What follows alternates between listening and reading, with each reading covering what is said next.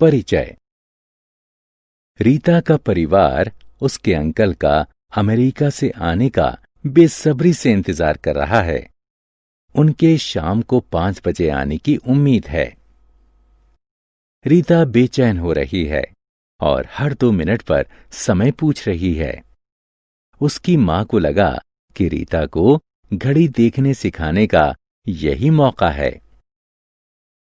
इस पाठ में हम समय के बारे में विस्तार से सीखेंगे।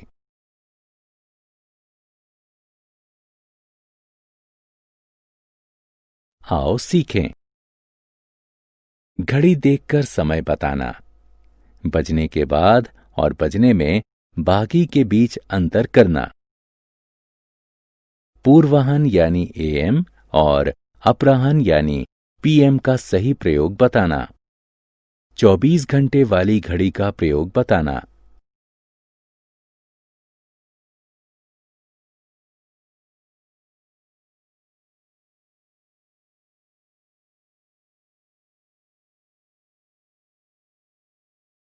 दिन, सप्ताह, महीने और वर्ष में संबंध बताना, अधिवर्ष यानी लीप ईयर की विशेषताएं बताना, 2 समय को जोड़ना, एक समय से दूसरे समय को घटाना, समय बताना। हर घड़ी में 2 मोटी सुइयां होती हैं। उन्हें घड़ी का हाथ कहते हैं।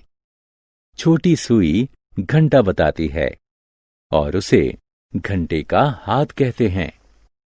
बड़ी सुई मिनट बताती है और इसे मिनट का हाथ कहते हैं। यदि आप ध्यान से देखें तो घड़ी के अंकों के बीच में कई छोटे विभाजन होते हैं।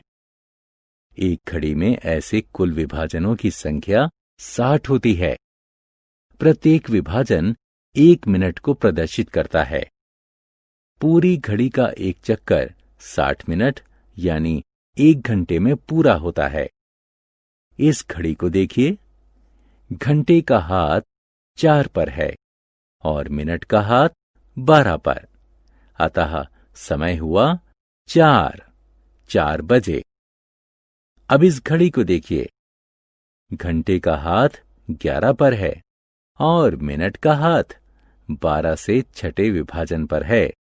इसलिए समय हुआ 11 घंटा 6 मिनट।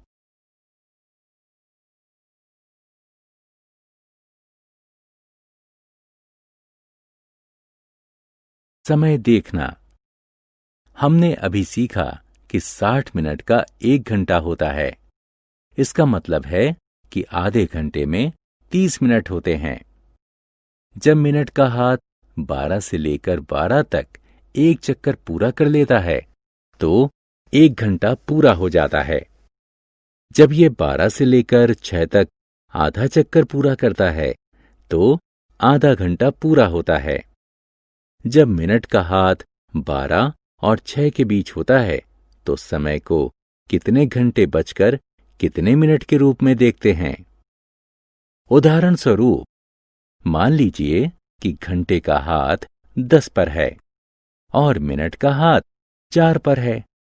12 और 4 के बीच 20 विभाजन हैं। इसका अर्थ है कि 10 बजने के बाद 20 मिनट हुए हैं। इस समय को 10 बजकर 20 मिनट के रूप में देखेंगे। जब मिनट का हाथ 6 और 12 के बीच होता है तो समय को कितने घंटे में कितने मिनट बाकी के रूप में देखते हैं। उदाहरण स्वरूप मान लीजिए कि घंटे का हाथ 8 पर है और मिनट का हाथ 9 पर है। 9 और 12 के बीच 15 विभाजन हैं। इसका अर्थ है कि 9 बजने में अभी 15 मिनट बाकी हैं। इस समय को 9 बजने में 15 मिनट बाकी है के रूप में देखेंगे।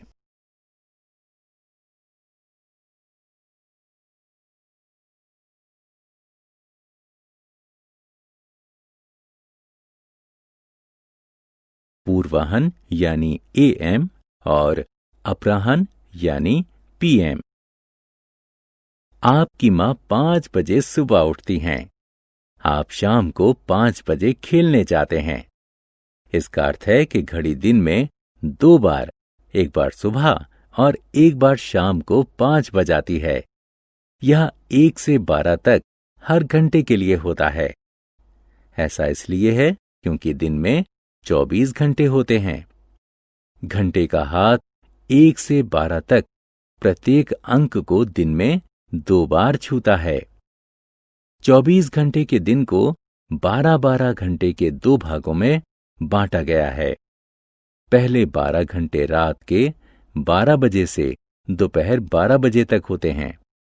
इस अवधि के समय को पूर्वाह्न यानी AM से निर्देशित किया जाता है।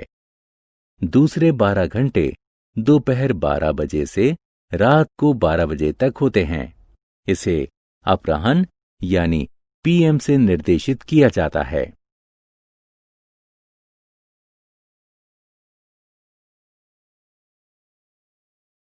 चौबीस घंटे की घड़ी। 24 घंटे की घड़ी का प्रयोग करके AM और PM के प्रयोग से बचा जा सकता है।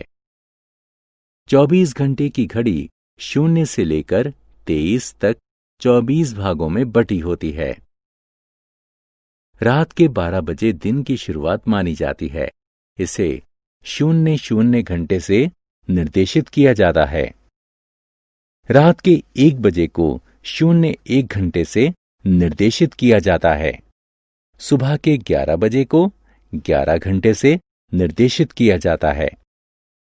12 बजे दोपहर को 12 घंटे से, मध्याह्न में 1 बजे को 12+1 यानी 13 घंटे से, शाम के 5 बजे को 12+5 यानी 17 घंटे से, एवं रात के 9 बजे को 12+9 यानी 21 घंटे से।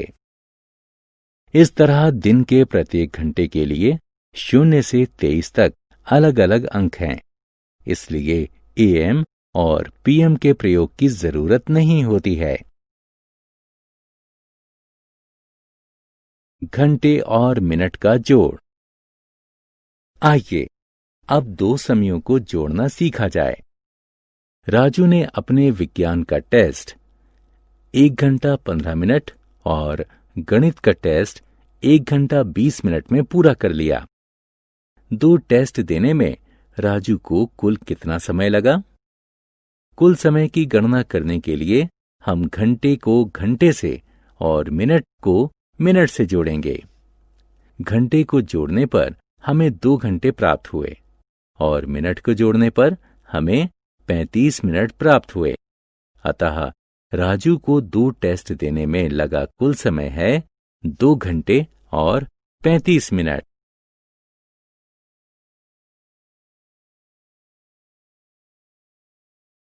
घंटे और मिनट का घटाव। लतिका ने अपना हिंदी और अंग्रेजी का गृह कार्य 2 घंटे 35 मिनट में पूरा कर लिया। हिंदी का गृह कार्य 1 घंटे 15 मिनट में पूरा हो गया था। तो बताइए कि लतिका ने अंग्रेजी का गृह कार्य पूरा करने में कितना वक्त लगाया? हिंदी के गृह कार्य में लगे समय को हिंदी और अंग्रेजी के गृह कार्य में लगे समय से घटा दीजिए। पहले मिनट को घटाएं, जो कि होगा बराबर 20 मिनट के। अब घंटे को घटाएं, जो कि होगा बराबर 1 घंटे के। अतः लतिका ने अंग्रेजी का गृह कार्य पूरा करने में 1 घंटा 20 मिनट लिए। समय की अवधि। जिस समय अंतराल के लिए कोई चीज रहती है तो उसे समय की अवधि कहते हैं। उदाहरण स्वरूप मान लीजिए कि एक विद्यालय में दोपहर के भोजन का समय 11 पूर्वाह्न यानी AM से 11.30 पूर्वाह्न तक होता है। तब हम कहेंगे कि विद्यालय में दोपहर के भोजन की अवधि 30 मिनट है।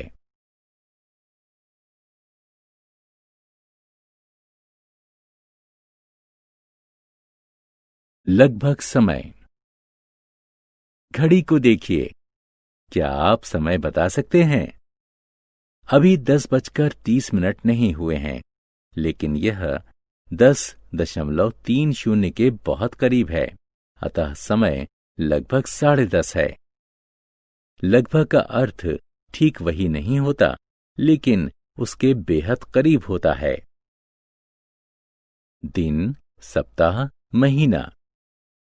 समय सिर्फ घंटे, मिनट और सेकंड ही में नहीं मापा जाता, बल्कि दिन, सप्ताह और महीनों में भी मापा जाता है।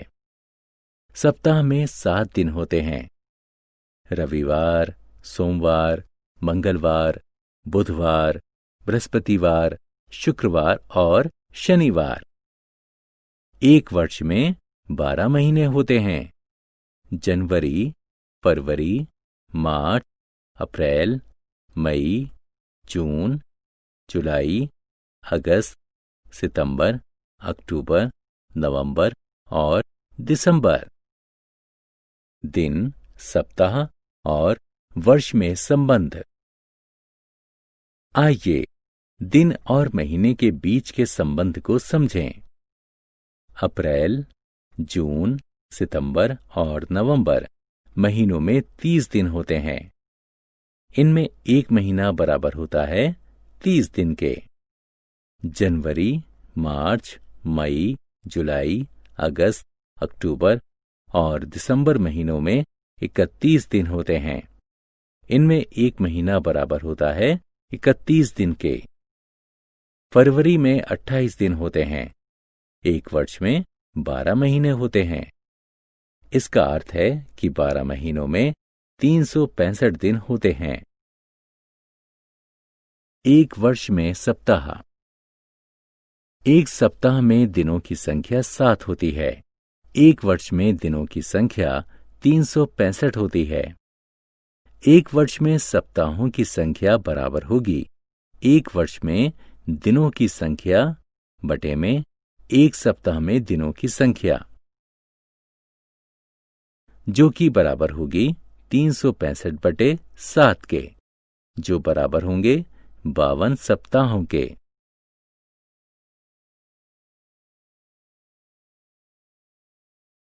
अधिवर्ष यानी लीप ईयर की आवश्यकता। पृथ्वी सूर्य के चारों तरफ एक परिक्रमा 365 और 1/4 दिनों में पूरा करती है, लेकिन हमारे कैलेंडर में सिर्फ 365 दिन होते हैं। अतः प्रत्येक वर्ष 1/4 दिन बच जाता है, जो कि 4 वर्षों में मिलकर 1 बन जाता है। इसलिए प्रत्येक 4 वर्षों के बाद फरवरी महीने में एक अतिरिक्त दिन दिया जाता है। ऐसे वर्ष को अधिवर्ष यानी लीप ईयर कहते हैं। अधिवर्ष में फरवरी 29 दिन की और वर्ष में 366 दिन होते हैं। दिनों की संख्या की गणना। आइए बच्चों, दिनों की गणना वाला एक सवाल हल करें। अक्षत के विद्यालय ने 25 मई 2012 से 5 जुलाई 2012 तक गर्मी की छुट्टियों की घोषणा की। क्या आप बता सकते हैं कि अक्षत को कितने दिनों की गर्मियों की छुट्टियां मिली? मई में 31 दिन होते हैं, इसलिए गर्मी की छुट्टी में 25 मई से 31 तक के 7 दिन भी शामिल हैं। 1 जुलाई से 5 जुलाई तक के 5 दिन भी गर्मी की छुट्टियों में शामिल हैं। अतः अब 7, 30 और 5 को जोड़कर गर्मी की छुट्टी के कुल 42 दिन की संख्या प्राप्त करो।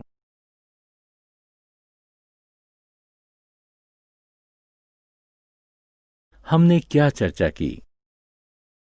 एक घड़ी में 2 हाथ होते हैं, घंटे का हाथ और मिनट का हाथ। घड़ी का एक पूरा चक्कर 60 मिनट या 1 घंटे में पूरा होता है। एक दिन में 24 घंटे होते हैं। ये 2 भागों पूर्वाह्न यानी एएम और अपराह्न यानी पीएम में विभाजित होती है। हम 24 घंटे वाली घड़ी का प्रयोग करके पूर्वाह्न यानी एएम और अपराह्न यानी पीएम के प्रयोग से बच सकते हैं।